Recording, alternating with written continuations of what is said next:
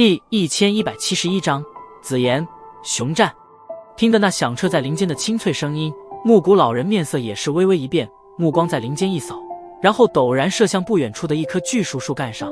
只见得那里一名身着紫色衣衫的小女孩正坐于其上，双腿还不住地轻轻摆动着。见到这小女孩，饶是以木谷老人的定力也不由得一惊，眼中布满着惊疑之色。能够进入丹界的便只有是参加丹会的炼药师，而面前这小女孩明显不在此列，可她又是如何进来的？对于木谷老人惊疑的目光，紫衣小女孩倒是未曾理会，小手在树干上一撑，娇小身体便是从高空跳下，然后轻轻地落在萧炎面前。见到他那一脸的惊愕之色，不由得嘿嘿一笑，冲着他扮了个鬼脸，那娇俏模样极惹人怜爱。紫妍，你怎么在这里？